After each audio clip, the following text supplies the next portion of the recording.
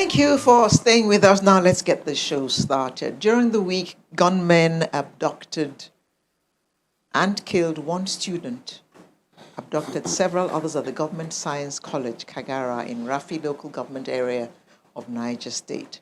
While some has advised that the government should negotiate with the bandits for the release of the boys, some are against it and say that we should not be negotiating with bandits. And such action would actually encourage more kidnappings. Today we will examine the state of security across the country. And we have two very seasoned security consultants to help us through this task. It's my pleasure to welcome Pastor Ladi Thompson, who is here with us in the studio. Good morning. Pleasure is always mine. And joining us via Zoom is Dr. Ona Ekomo. Morning, Ona. It's not ready yet, so let's get the show on the road. You definitely, Pastor Thompson, I know you're hearing this for the first time, and each time you hear it, I know, because having had a few conversations with you, your perspectives are generally different. Okay, maybe as a reminder, what exactly are we up against? Is it insecurity because it's insecurity? Because some of the insecurity issues have been decrypted to be economic. Banditry, kidnapping for ransom, and stuff like that. What exactly are we up against? Well, you know, this must be my about 15th year talking in the public and saying that we are up against a hydra that has an agenda. It uses religion as a cover. It is not religious. Its primary tool is a clinical use of terror. And where Nigeria is right now is that we are transiting from the third stage into the final stage of the progression that the use of clinical terror takes you through before a nation collapses from within. The first stage, when the terror comes, is indignation. They push it, go after soft targets, then it becomes, well, acceptance. This is where life is going to be. Then they push the envelope a bit more, using fear properly, and then it becomes resignation. At that point of resignation, unimaginable things will be discussed. At that point of resignation, your brain is no longer functioning. Fear has become a part of our national life right now.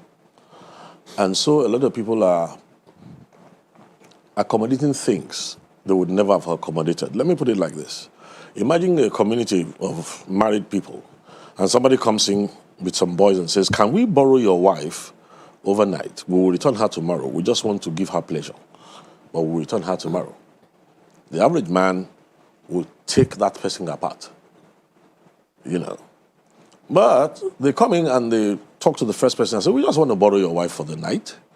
And while he's vehemently protesting, they hold him down and cut his head off. You see, by the time they ask the next person that, "Do you mind, can we just borrow your wife for one evening? We will return her tomorrow." You'll be shocked that with very civil tones, if he disagrees at all, he will say, "Does it have to be so?"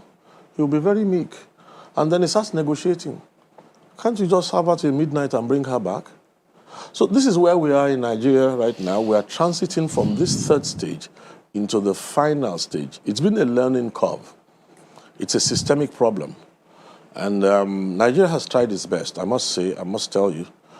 But until we diagnose properly, I've kept saying, we will never see what this really is. When you say it's been a learning curve, what have we learned? Well, I've told you, I said the kinetics, the solution, the military part of the solution is only maximum 37%. I think we're coming to the point of saturation where it has become clear that a military response even when the military has now accepted that there's asymmetrical warfare, there's hybrid threats, there's a deconstruction of the chain of command and all that, haven't done their best. That's why you find out that the Minister of Defense, somebody like Bashir Magashi, will say point blank that, look, you guys get involved. That's what he was saying. Stop looking at just the military alone to do it. So the learning curve has brought us to the place right now where the other things needed to solve the problem will start coming into focus if the window of time will allow us. But Reverend, what can the poor citizens do? They're not armed.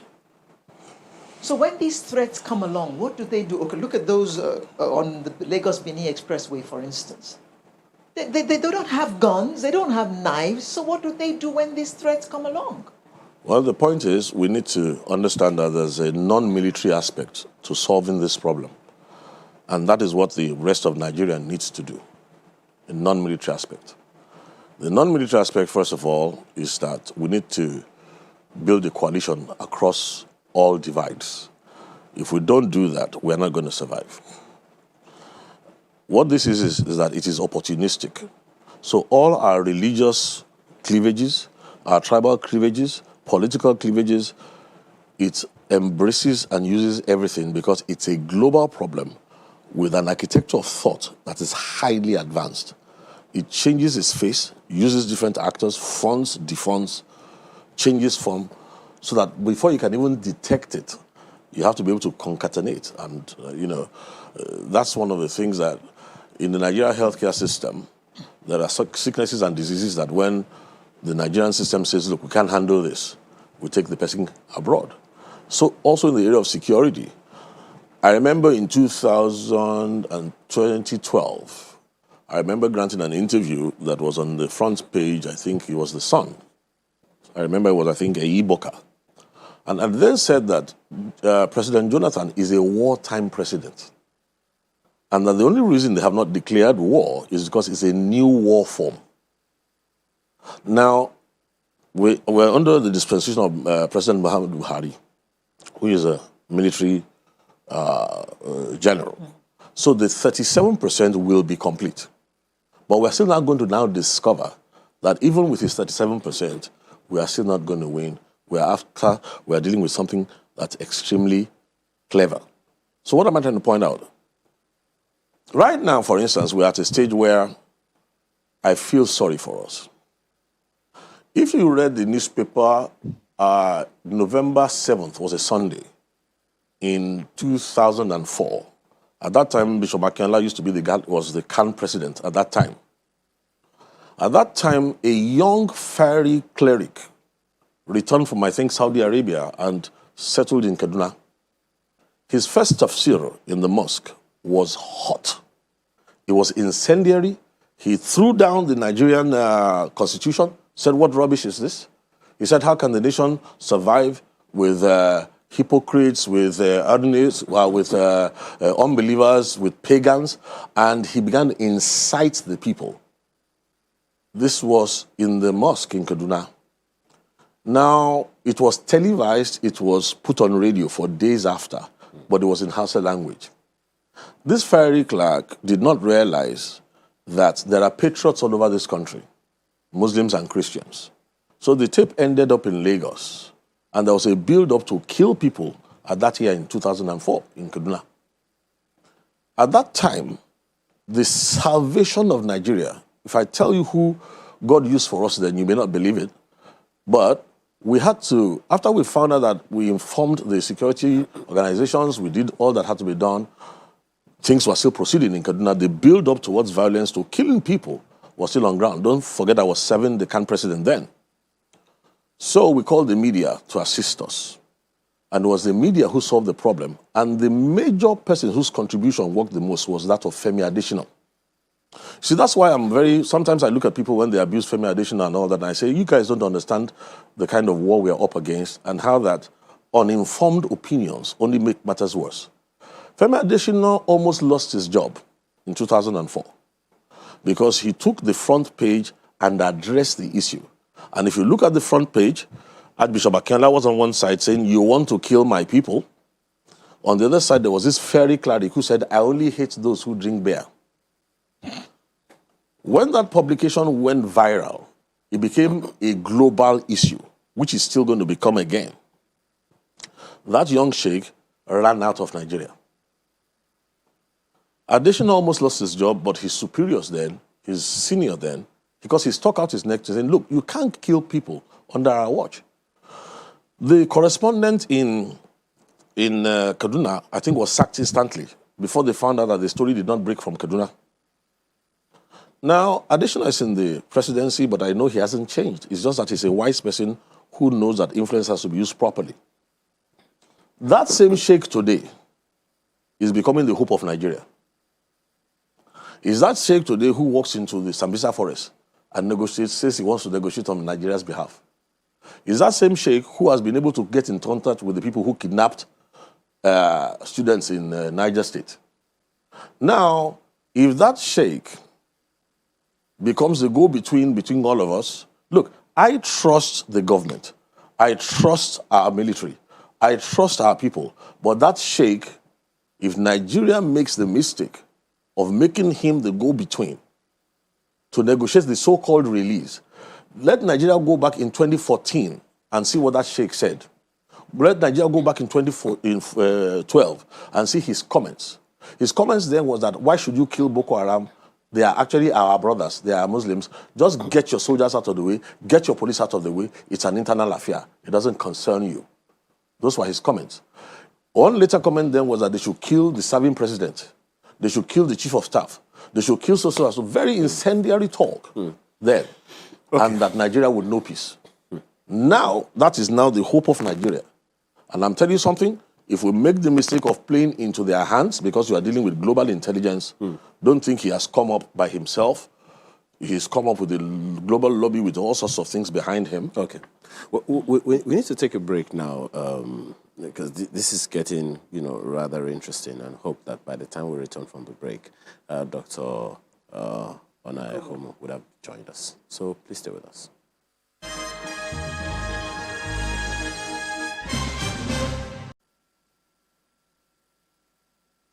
Well, thank you for staying with us. Dr. Onaihomo has joined us this morning on this conversation. Thank you so much, Doc. We have begun this conversation, and you must be really concerned yourself as a security consultant, in our country. I'm wondering, with all the conversations that we've been having, all the issues that we've been raising, it would seem like this is not abating. Yes, good morning, Mr. Ayo, for having me, and Mr. Lero, good morning, and then my brother, Pastor Ladi, I greet all of you.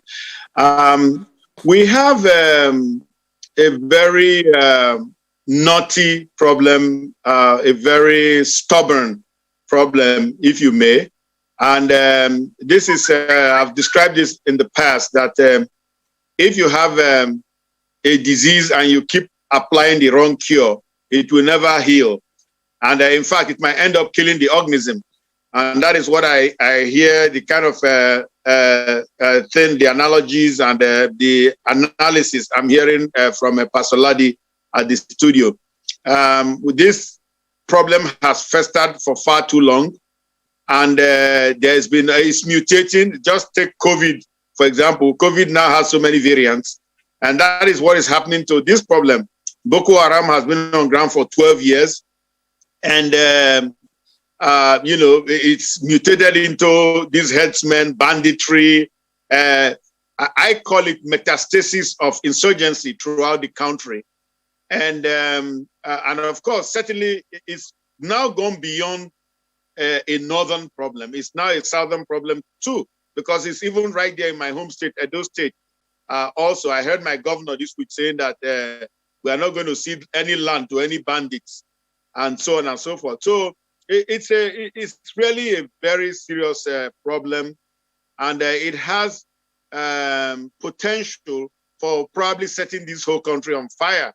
When I prayed this morning, one of my prayer points was that God should restore peace to Nigeria.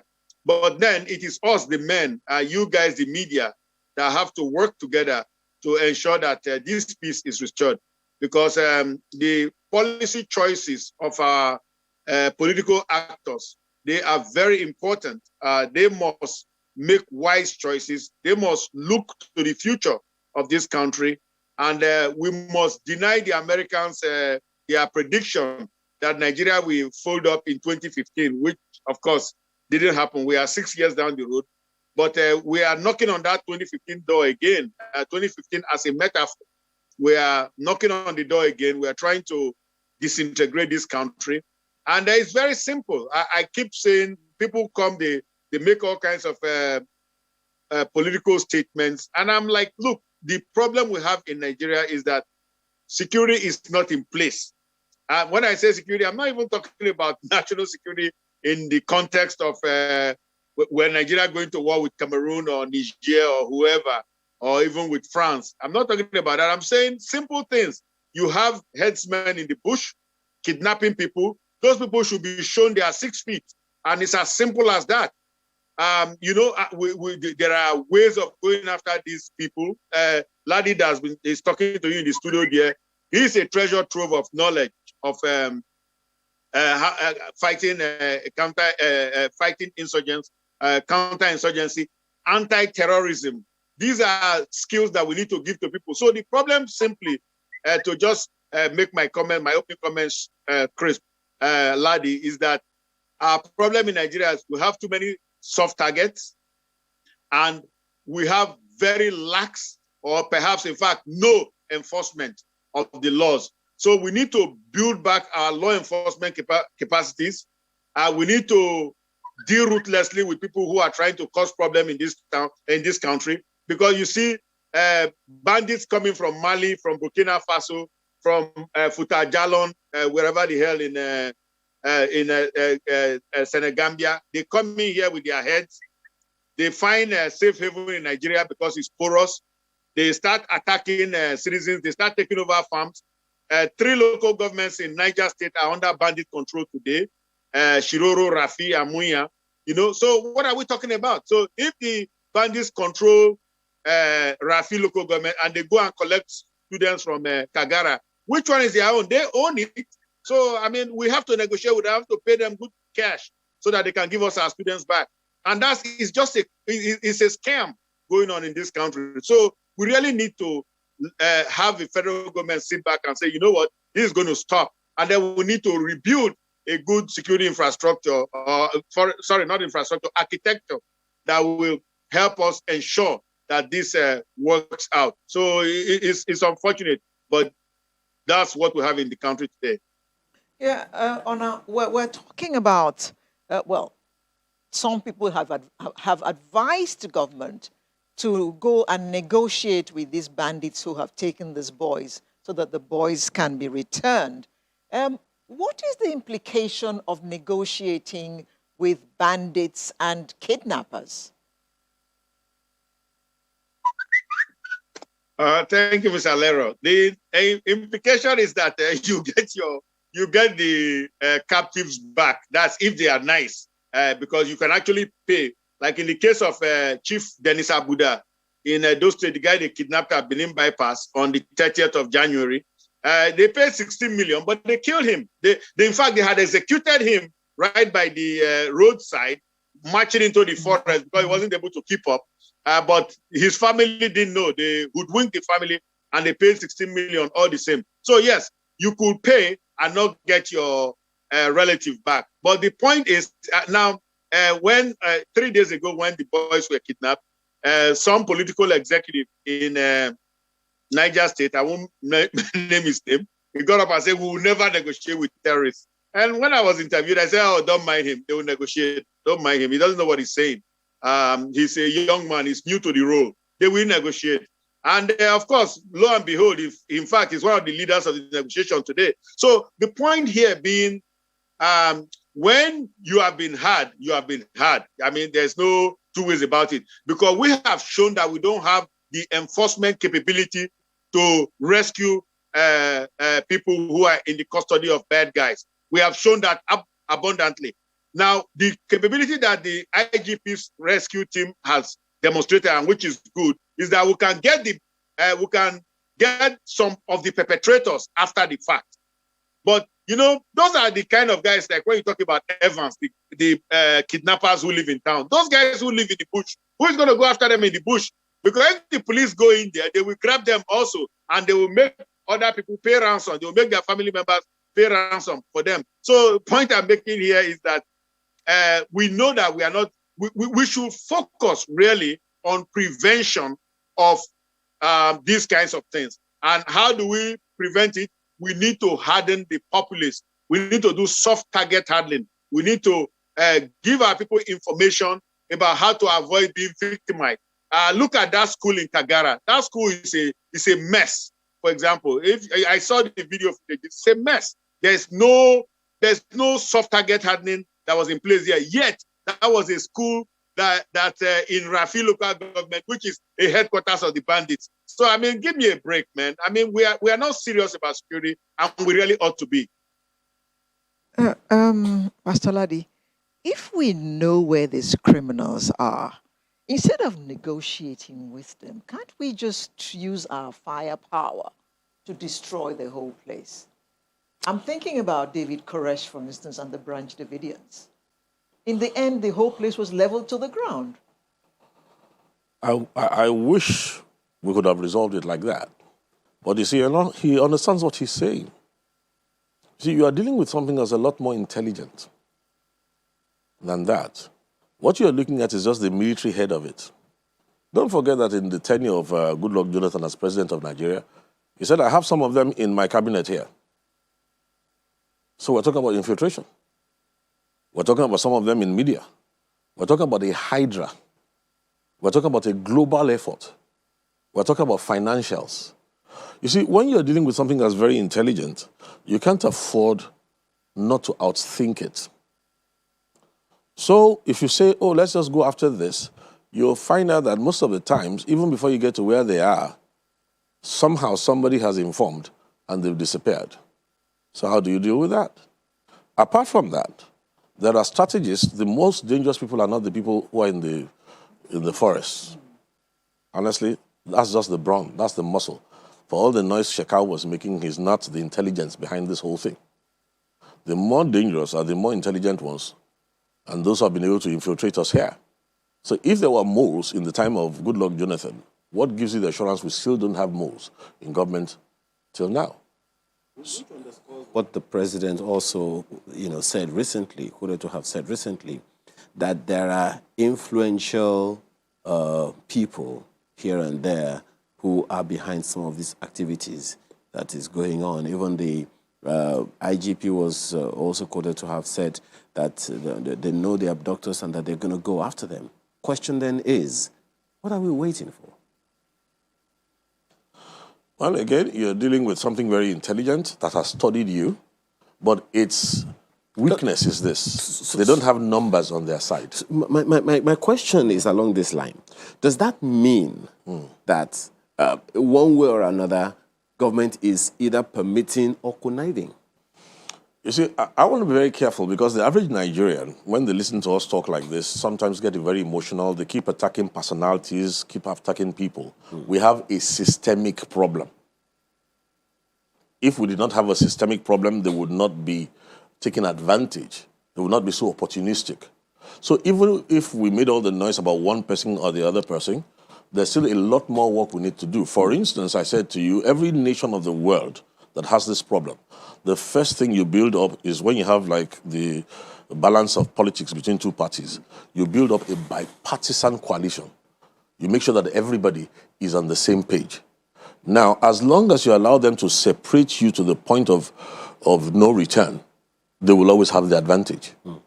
So there's a whole lot of work to be done that is not in the fields.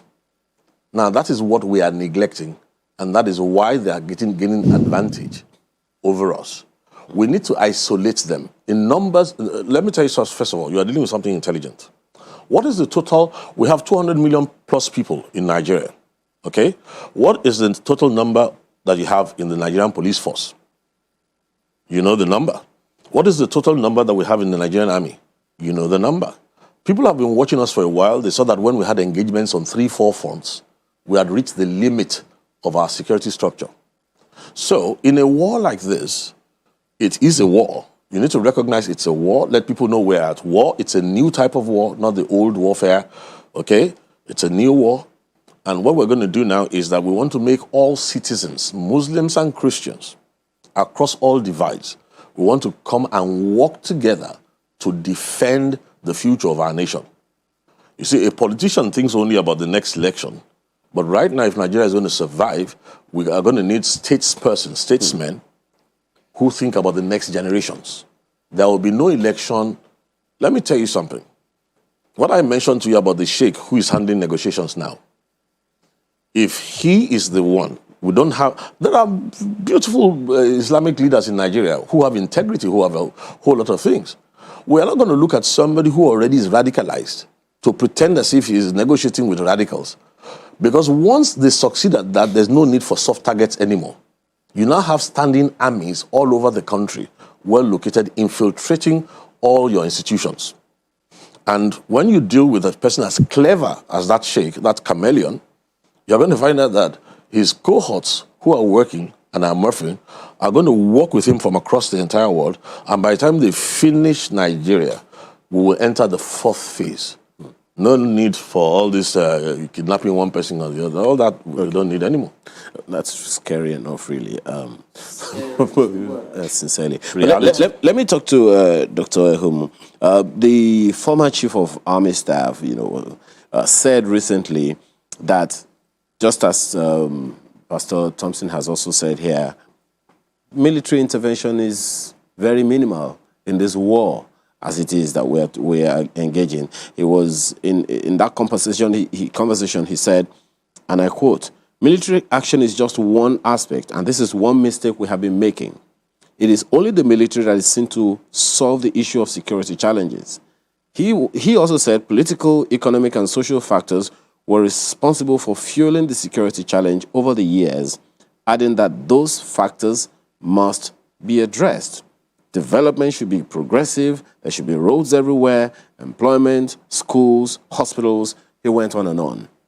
If this was known to us as critical element in the fight in fighting this war, what then is the gap? Well, thank you, Mr. Makinde. Nigeria has not fought any wars against Cameroon or Chad or Libya or whoever. We've not fought any. Nigeria has only been involved in peacekeeping missions, PKOs, here and there. We were involved in the Congo many years ago with Patrice Lumumba and all that.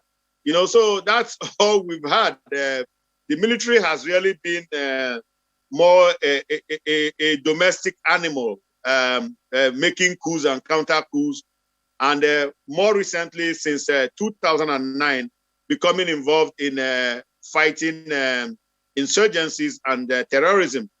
So I think I really beg to disagree very vehemently with the former chief of army staff. I think that's just an excuse for not being able to bring this conflict to an end the way it should have been brought to an end. I think that what happened there was that it is an asymmetrical warfare, just like you hear Ladi saying there. And there are things you need good, I don't know how to say it. You need good thinking going into it. Okay, yes, I've described it to you before. Even Mr. Makinde, who spoke a few weeks ago, you need structured analytical thinking going into crafting strategies and policies for this kind of conflict. You don't need what we call intuitive thinking, the way my grandfather did it, which is what we have tended to do. We have tended to see this conflict as a conventional conflict. Now they say it's asymmetrical, but how have we retooled ourselves to deal with the asymmetrical dimensions of this conflict using intellectual tools? So, well, they've done some things, certainly. They've put in the Nigeria Army Resource Center. I'm sorry to interrupt you. but we've got to wind down now. So I need to take your parting shot in just half a minute. Thank you very much. Well, I think this crisis is not insurmountable. I guess people say I'm an eternal optimist. It's not insurmountable. It can be surmounted, but you need the right tools for the job. You cannot use your finger to open, to unscrew a screw. You need a screwdriver. That is the Pastor point. Ladi, your parting shot. Well, I agree with him. I think that once we get it right, in a matter of months, we'll reduce this thing by at least 75%. Only that we need to engage the entire nation. Thank you very much. Pastor Ladi Thompson, and we had Onai Kumu, who joined us via Zoom, both security consultants. Thank you very much for coming to share your thoughts with us this morning. Sunrise will return in just a moment with another interesting conversation. Do stay with us.